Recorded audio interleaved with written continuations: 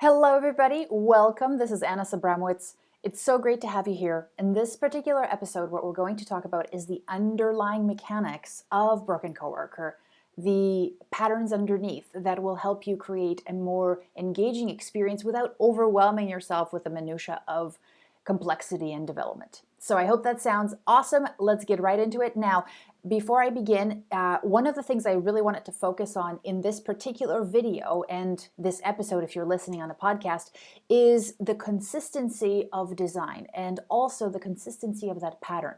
There are other things that you should consider, things like what makes a great story, which I talk about in other videos, but I'll touch on that here. Also, what the purpose of your entire experience is. But here, we're going to be placing a lot of emphasis on what it takes to craft that experience. And if you want to experience Broken Coworker, I suggest you go there because then it will help make this video also very contextual for you. Plus, I did an awesome walkthrough video of Broken Coworker just earlier this week, so make sure you check that out because it will give you a lot more context into how I'm approaching this here. But without further ado, let's get to this whiteboard. All right, so first off, one of the things you will see when you go through Broken Coworker is the experience has a very consistent user experience in itself. So what happens is, Broken Coworker is based on a comic book, and it has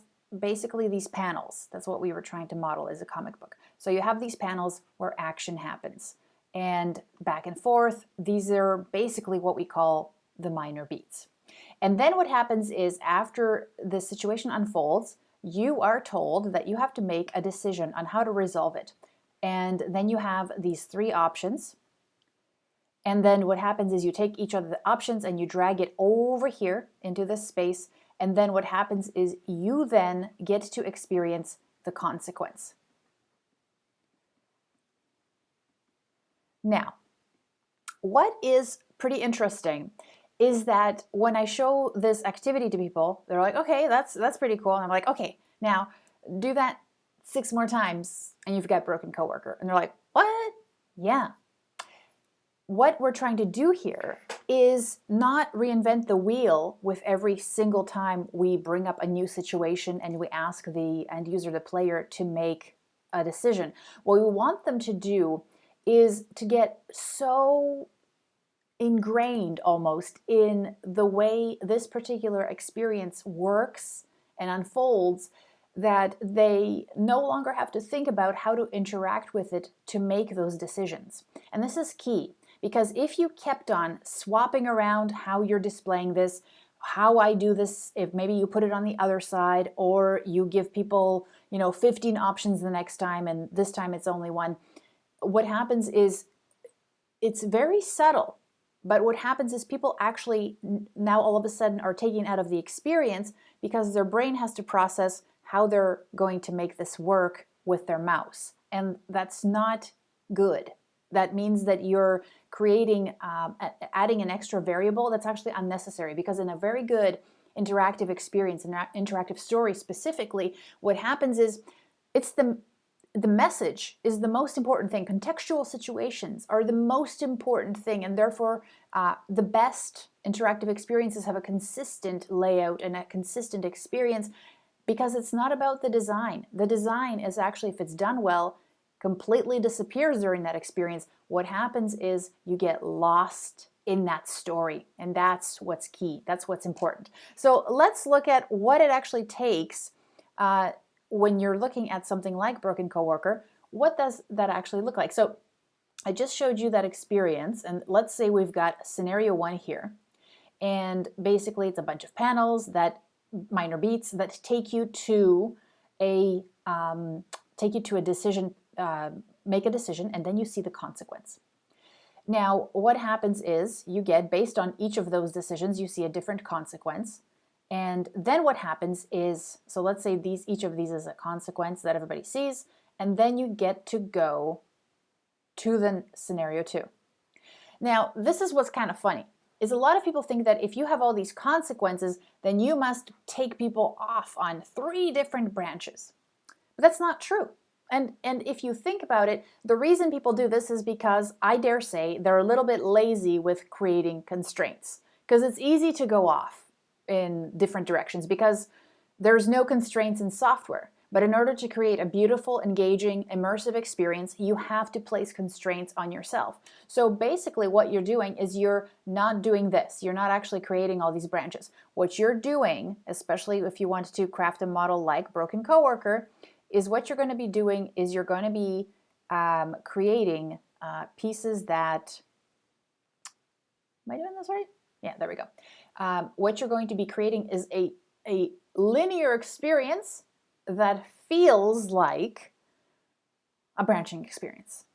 And I'll give you examples of where this works beautifully, especially when we're talking about interactive stories. So if you think about what a story really is at its core, it's a character who wants something and something's in the way. So we've got this character here, and this is their goal, whatever they want, promotion, vacation, to help somebody out. This is their, this is my version of an award chalice. I don't know. Your scenarios are the obstacles that get in the way.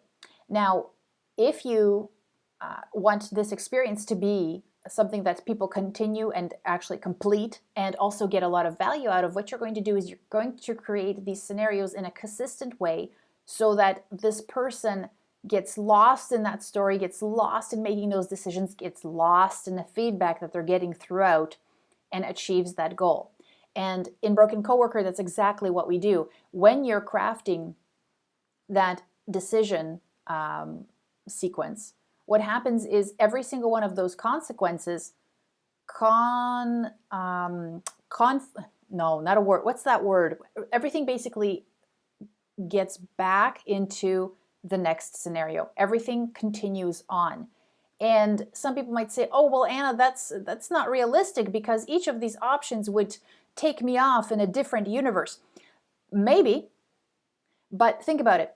Regardless of how terrible your morning is, you probably will get to eat lunch, right? It's not like lunch is affected. Lunch is going to happen. And also, even if you stub your toe at work and you have a bad morning and your lunch is bad, are you still going to drive home at the end of the day in the same car? And are you going to go to the same coffee shop to pick up your coffee? Yes, of course. Of course you are. Those things are still going to happen. It really, as much as we like to say our lives are mundane sequences of events, that's all we're doing here. We're just making sure that everything just follows. The difference is that depending on the decision that you made in this scenario or in this scenario, the consequence changes. The feedback that you get changes. But whether or not you have lunch next and you have another challenging situation, that doesn't change. And it doesn't need to change because we are storytelling animals, as you've probably heard hundreds of times by now. But one of the things that happens is we fill in the gaps. We're like, of course you're going to have lunch next. And it is, what I'm trying to reinforce here is it is the consistency of that experience that helps people fall into the rhythm of, hey, there's going to be a situation, and then I'm going to be asked how to solve that situation, and then I'm going to see what the consequence is, and then I'm going to get into a brand new situation right away to see how I respond to it. And we're going to continue this way until my character, and if I answer everything in the best way possible, my character achieves their goal. Now, what this does so many things well for you, because what it does is it helps you focus on not designing a new interaction every single time there's a new decision. You're like, oh, let's just throw everything out and start from a blank page. It creates a consistency for you. That pattern, and we always say in my program, we are looking for things to model that we know are already working well. And so what happens is once you've got this pattern and you might say, hey, I really like the Broken Coworker pattern. We've got a bunch of small little beats that lead to a decision, and then they get to see the consequence, and then the character reflects on what they just did. I love that pattern. Let's just keep it going. You know that pattern works. What it also does is it's a good experience for the end user because it's been tested. And then the other thing that happens is now you can say, okay, well, if I want to add 2 more, I definitely can. But also if somebody says, I want another project like that, guess what?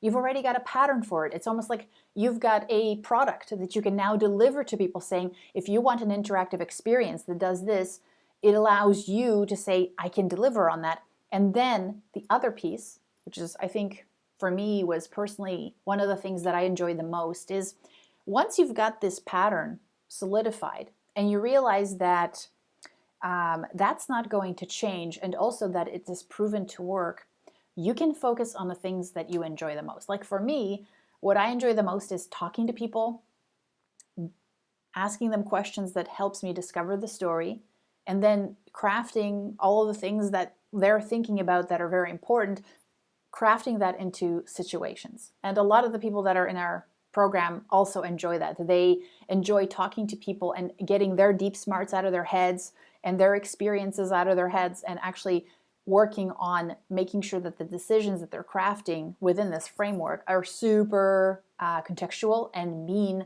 a lot to people. Because the goal is for us to help this character make it to, well, their goal, and also at the same time achieve something and get some sort of an aha in the process. So this is really cool. Like if you think about and it's funny because I think in our industry what we do is sometimes we go, oh, you have to be novel, you have to be creative, engagement has to do with interactivity.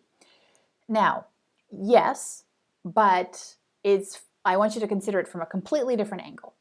When you think about interactivity, it has nothing to do necessarily with novelty, and I think we've convoluted the two things to mean the same thing, and it's not. When you think about some of the best video games out there, like narrative games like The Walking Dead. The Walking Dead is a narrative game, and people absolutely love it. There's actually been articles written about how the game itself is way, way, way more popular, way more exciting for people than the movies and the comic books. And there's a reason, because people get to make decisions. But what's crazy is that they're making decisions in the context of the story, but it's over and over, they're doing the same thing. It's like, here's a situation, do you do A, B, or C? And that does not change. So what we have to understand is that when the decisions, when the situations that we're presented with are compelling enough, then making choices and knowing that those choices affect the next piece, the consequence, that is the engagement part. It's not whether it's new and fresh, it's whether it's meaningful and whether we feel that we're in charge. Because what else is sexier than that? Being in charge of the story. That's absolutely fantastic. Being the person who decides how things will unfold. That is absolutely one of the most immersive and engaging things ever. So what I want you to consider is that when you're crafting your own interactive experience, if the context is tight, if your story, so that means your character, they have a goal and there's something getting in the way, if that is well crafted, then what you want to do is find an experience that is quite representative of what you want to build, what kind of experience you want your end user to have. And that's what you're modeling. And you're modeling that in a way that creates a repeatable pattern, so that people don't get confused about what they're doing. They don't get confused about where to click next. What they instead focus on is this a good decision?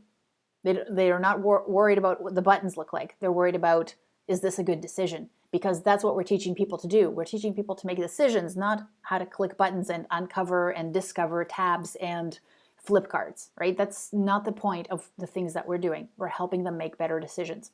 The other piece that I'm trying to teach you here is that when you're crafting these experiences, the back end of these experiences needs to be something that doesn't freak you out and overwhelm you. It shouldn't be an avalanche of screens and decisions that you have no idea how they connect together because the thing has just run away from you. I heard this all the time. People are like, how do you not let the branches get away from you? Well, you have to set constraints. And what's beautiful is that with this framework, even something like Broken Coworker, where it is considered linear, if you need to craft something that does go off in a branch, well, you have that flexibility. But the core experience itself is already awesome. And then if you need to add something extra, you can. And guess what? In the original Broken Coworker, what we did is we decided that there's a variable that's set on the back. The variable has to do with confidence, right? So what happened is if, let's say, the first 3 scenarios, if you didn't choose answers that were very confident, then your score would kick you out to a different kind of ending. And you would actually never make it to the goal and see the end screen. Because we didn't want you to. We didn't think that was fair to you to go through with the failures and not actually get the lesson. And also we wanted you to see what the consequences of your actions would result in. So there is branching in Broken Coworker, but it's super subtle. But the majority of the decisions are there to help you get to the very end and get all those lessons. And I think the other thing that it does is it creates for you a type of consistency and a type of confidence that if you craft this once, now you have a framework and a model that you can repurpose in any context, because this is storytelling, and you can focus on that exclusively without trying to figure out, how am I going to make this work this time? Like these frameworks will scale to any context, and these frameworks will also work in probably most software. What you now have to worry about is making sure that it just resonates with your audience, and I think that's the most important thing. So if you enjoyed that, hopefully that took away some of that pressure, because you see things on the front end and you can get overwhelmed and it looks like branching, and a lot of people actually share Broken Coworker thinking, hey, there's all this branching going on. And that's fantastic. That means that they're lost in the story and actually feel that they have basically an influence over it, which is what I want them to have. But also what it tells me is that just because the end user perceives it that way doesn't mean that us as developers, as e-learning designers, don't need to work on the back end to create frameworks for ourselves so that the end user experience is not diminished, but the back end becomes something that we can scale easily and reproduce more quickly. That's the goal of this. So there's a balance there that we're trying to achieve, because the worst thing is having produce something awesome and somebody coming up to you and saying, hey, can I have one of those? And you're going, oh my God, that project, that was a mess. That was so complicated. I don't want to do that again. I want you to get excited about these projects. I want you to feel confident that you can deliver them. And I want you to flex your creative muscle, because that's what these things are for. So if that sounds like something that you'd like to really get into, I welcome you to a call with me.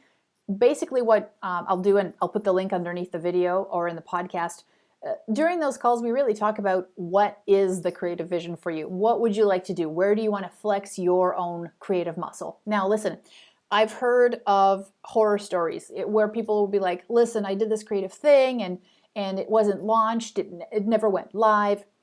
I get that. That'll happen. But what I want you to consider is that when you're doing these pieces, when you're upping your skills, when you're watching more YouTube videos, where you're reading more books and attending more, learning sessions, that really is about you. And the people that are in our community, they realize that this is a skill that they can take wherever they go. This is for them. And it is for them to increase their own satisfaction with their work. It is for them to feel more confident when pitching these kinds of creative projects. But in the end, it becomes something that, like I said, it becomes a part of your own personal repertoire. And regardless of what anybody does or gives you permission to do, this is something you get to do for yourself. And I think there's a certain amount of pride and satisfaction that comes with that nobody can take away from you. So if you enjoy that, if that gets you excited, if that scares you a little, that's perfect. Then I'd love to talk to you. I hope you jump on a call with me, because during that call, we'll really talk about what's been holding you back, and if there are strategies that I can share with you that would help you, and if it makes sense for us to work together, because I'd love to get people who are driven and are really craving that creativity and are really also craving that feedback and that accountability, that you'd actually join our community. But before we get there, I hope you enjoyed this video, and that you share it, and that it hopefully, what it did is it took away a lot of that anxiety about, like, these are doable projects. You just need the framework and the guidance to just execute on it. And once you do it once, it just gets easier and easier and easier. And also you can, like I said, flex the mechanics and the creative muscle and the visual design muscle so that you can build on your skill set and get better and better with every single project, which is the goal. So I hope you enjoyed this. Have a wonderful rest of the day, and I'll talk to you soon.